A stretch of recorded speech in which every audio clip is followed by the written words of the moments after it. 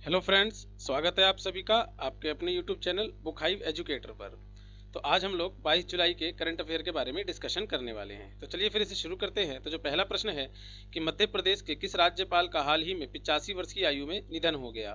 तो इसका जो सही उत्तर है वो है लालजी टंडन।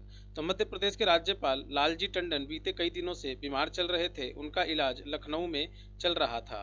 उनकी अनुपस्थिति में उत्तर प्रदेश की राज्यपाल आनंदीबेन पटेल को मध्य प्रदेश के राज्यपाल का अतिरिक्त दायित्व सौंपा गया था।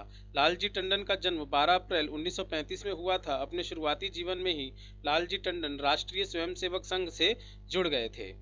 तो चलते हैं अगले प्रश्न पर। तो जो अगला प्रश्न है वो है दूसरा प्रश्न कि अंतर्राष्ट्रीय क्रिकेट परिषद ने हाल ही में किस टूर्नामेंट को इस साल स्थगित करने का फैसला किया है। तो इसका जो सही उत्तर है वो है मेंस T20 वर्ल्ड कप। तो आईसीसी ने दुनिया में कोरोना वायरस के बढ़ते प्रकोप को देखते हुए बड़ा फैसला लिया है। ऑस्ट्रेलिया में होने वाले T20 वर्ल्ड कप 2020 को अगले साल तक के लिए रद्द कर दिया गया है। आईसीसी T20 वर्ल्ड कप को अब 2021 के अक्टूबर नवंबर में आयोजित किया जाएगा। आईसीसी T20 वर्ल्ड कप के स्थगित होने के चलते इंडियन प्रीमियर लीग के आयोजन के दरवाजे खुल गए हैं। तो चलते हैं अगले प्रश्न पर। तीसरा प्रश्न है कि विश्व बैडमिंटन संघ ने अध्यक्ष पद के कार्यकाल को निम्न में से कितने बार के लिए सीमित करने का फैसला लिया है। तो इसका जो सही उत्तर है वो है 4 बार के लिए। ठीक है। तो विश्व बैडमिंटन महासंघ ने अपने अध्यक्ष के कार्यकाल को अधिकतम 4 बार के लिए सीमित कर दिया है। साथ ही अपनी वार्षिक आम बैठक में अपने परिषद में भौगोलिक और लैंगिक प्रतिनिधित्व को लागू करने को भी स्वीकृति दी। 18 जुलाई को हुई ऑनलाइन एजीएम के दौरान बीडब्ल्यूएफ सदस्यों ने संविधान में बदलाव को स्वीकृति दी, जिससे परिषद में प्रत्येक जेंडर को कम से कम 30% प्रतिनिधित्व और प्रत्येक महाद्वीपीय क्षेत्र में एक प्रतिनिधि चुना जाना सुनिश्चित किया गया। तो चलते हैं चौथे प्रश्न पर। अगला प्रश्न है कि किस राज्य ने अनुसूचित जातियों के सर्वांगीण विकास के लिए नवीन रोजगार छतरी योजना शुरू की है। तो इसका जो सही उत्तर है वो है उत्तर प्रदेश। तो उत्तर प्रदेश के मुख्यमंत्री योगी आदित्यनाथ ने हाल ही में नवीन रोजगार छतरी योजना का शुभ आरंभ किया। दरअसल मुख्यमंत्री ने अनुसूचित जाति के गरीब लोगों के विकास और उनके रोजगार मुहैया कराने के लिए इस योजना का शुभ आरंभ किया और करोड़ों रुपए इस दौरान लाभार्थियों को ट्रांसफर किए गए। 3,484 लोगों को लगभग 17.42 करोड़ रुपए की धनराशि ट्रांसफर की गई। मुख्यमंत्री ने कहा कि समाज का हर तबका मजबूत होना चाहिए और सभी को समान अवसर मिलने चाहिए। तो चलते हैं अगले प्रश्न पर, पांचवें प्रश्न पर। तो ऊर्जा दक्षता को बढ़ाने और इलेक्ट्रिक मोबिलिटी को बढ़ावा देने हेतु केंद्रीय ऊर्जा मंत्री आर.के. सिंह ने किस शहर के चेल्मसफोर्ड क्लब में भारत के पहले सार्वजनिक ईवी इलेक्ट्रॉनिक वाहन चार्जिंग प्लाजा का उद्घाटन किया। तो जो इसका सही उत्तर है वो है दिल्ली। तो केंद्रीय ऊर्जा मंत्री आर.के. सिंह ने दिल्ली के चेम्सफोर्ड क्लब में भारत के पहले सार्वजनिक ईवी इलेक्ट्रॉनिक वाहन चार्जिंग प्लाजा का उद्घाटन किया। 5 चार्जिंग पॉइंट्स के साथ प्लाजा में ऐसी और अधिक सुविधाएं शुरू करने की उम्मीद है। ये शुरुआत ईवी इंफ्रास्ट्रक्चर को सपोर्ट करने के लिए एक प्रयास है, जिसकी देश में इलेक्ट्रिक व्हीकल को तुरंत जरूरत है। तो चलते हैं छठे प्रश्न पर। तो जो छठा प्रश्न है, असम सरकार ने घोषणा की कि राज्य में हाल ही में आई बाढ़ से किस राष्ट्रीय उद्यान के 108 जानवरों की मौत हो गई है। तो इसका सही उत्तर है काजीरंगा राष्ट्रीय उद्यान। तो असम सरकार के घोषणा की कि राज्य में हाल ही में बाढ़ में काजीरंगा राष्ट्रीय उद्यान से के 108 जानवरों की मौत हो गई है। इस पार्क की स्थापना साल 1905 में आरक्षित वन क्षेत्र के रूप में की गई थी। 1905 में इसका नाम बदलकर काजीरंगा वन्य जीव अभ्यारण्य रख दिया गया था। साल 1974 में भारत सरकार के इस क्षेत्र को राष्ट्रीय उद्यान घोषित किया गया। उद्यान का अधिकांश हिस्सा पानी में डूबने की वजह से जानवरों को भोजन की समस्या उत्पन्न हो रही है। तो जो सातवां प्रश्न है वो है कि जम्मू और कश्मीर प्रशासन ने शहरी स्थानीय निकायों और पंचायती राज निकायों के सभी निर्वाचित सदस्यों को कितने लाख रुपए के जीवन बीमा कवर की घोषणा की है। तो इसका सही उत्तर है 25 लाख रुपए।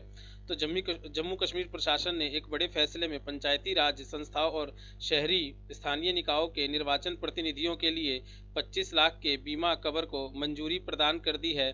आतंकवादी घटना में मौत होने पर यह राशि संबंधित प्रतिनिधि के परिजनों को मिलेगी। सरकार के फैसले से पंचायती राज संस्थाओं के निर्वाचन सदस्यों, सरपंच, पंच और बीडीसी अध्यक्ष के साथ ही शहरी स्थानीय निकायों के निर्वाचन सदस्यों का बीमा कवर की सुविधा की जाएगी। तो दोस्तों चलते हैं अगले प्रश्न पर। तो जो 8वां प्रश्न है कि किस देश ने हाल ही में हांगकांग के साथ अपने प्रत्यर्पण की व्यवस्था को निलंबित कर दिया है? तो इसका आंसर है ब्रिटेन। तो चीन द्वारा हांगकांग पर नया राष्ट्रीय कानून लाए जाने के बाद ब्रिटिश विदेश मंत्री डोमिनिक राब उनके साथ ब्रिटेन की प्रत्यर्पण संधि को निलंबित कर दिया है। चीन के साथ तनाव बढ़ने के बीच ब्रिटिश विदेश मंत्री डोमिनिक रॉब ने कहा कि पहले की तरह अब चीजें नहीं हो सकती। प्रधानमंत्री बोरिस जॉनसन की सरकार हांगकांग में नया राष्ट्रीय सुरक्षा कानून लगाने के चीन के निर्णय की पहले ही आलोचना कर चुका है। चीन द्वारा जून में हांगकांग को राष्ट्रीय सुरक्षा कानून के दायरे में लिए जाने से अब वहां पर कोई प्रदर्शन या सरकार विरोधी बयान दंडनीय अपराध बन गया है। तो चलते हैं 9वें प्रश्न की तरफ। तो हाल ही में किस देश के शोधकर्ताओं ने पूर्वी हिंद महासागर में पहली सुपर जायंट आइसोपॉड प्रजाति बॉथिनोमस रक्सासा की खोज की है? तो दोस्तों जो इसका सही उत्तर है वो है सिंगापुर। तो बोथिनोमस रक्सासा एक प्रकार का कॉकरोच है। सिंगापुर के शोधकर्ताओं की एक टीम ने वर्ष 2018 में इंडोनेशिया में पश्चिमी जावा के दक्षिणी तट से दूर हिंद महासागर के अस्पष्टीकृत जल में एक जीव की खोज की थी। जुलाई 2020 की शुरुआत में 2 वर्ष के अध्ययन के बाद टीम ने इस जीव को बाथिनोमस रक्सासा नाम दिया, जो सुपर जायंट बोथिनोमस है और इसे तब से समुद्र का कॉकरोच कहा जाता है।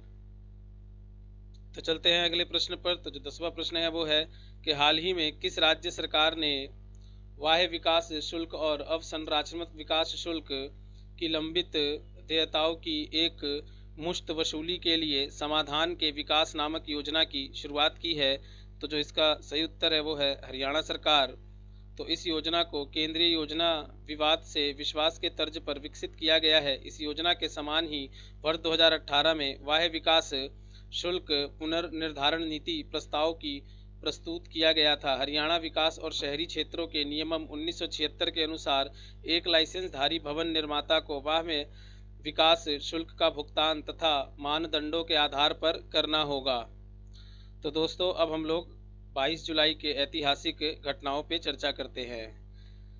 तो सबसे पहले 1731 स्पेन ने वियना संधि पर हस्ताक्षर किए। 1918 भारत के पहले कुशल पायलट इंद्रलाल राय प्रथम विश्व युद्ध के समय लंदन में जर्मनी से हुई लड़ाई में मारे गए। 1947 संविधान सभा ने तिरंगे को देश के राष्ट्रीय ध्वज के तौर पर अंगीकार किया। 1969 सोवियत संघ ने स्पुतनिक 50 और मोलनिया 112 संचार उपग्रहों का प्रक्षेपण किया। 1981 भारत के पहले भूस्थिर उपग्रह एप्पल ने कार्य करना शुरू किया। 1988 अमेरिका के 500 वैज्ञानिकों ने पेंटागन में जैविक हथियार बनाने के शोध का बहिष्कार करने की प्रतिज्ञा ली। 1999 अंतर्राष्ट्रीय श्रम संगठन द्वारा समान कार्य के लिए समान पारिश्रमिक की कार्य योजना लागू की गई। 2001 शेर बहादुर देउबा नेपाल के नए प्रधानमंत्री बने। 2001 में ही समूह 8 के देशों का जनेवा में सम्मेलन संपन्न हुआ। 2003 इराक में हवाई हमले में तानाशाह सद्दाम हुसैन के 2 बेटे मारे गए। 2012 प्रणब मुखर्जी भारत के 13वें राष्ट्रपति निर्वाचित हुए। तो दोस्तों ये हमारे 22 जुलाई का करंट अफेयर और उससे संबंधित इतिहास के कुछ प्रमुख बिंदु थे। तो मिलते हैं अगले करंट अफेयर के साथ। आप लोग तब तक अपना ख्याल रखिए और हमारे इस वीडियो को शेयर करना और लाइक करना ना भूलें और चैनल को सब्सक्राइब जरूर कर दें। धन्यवाद।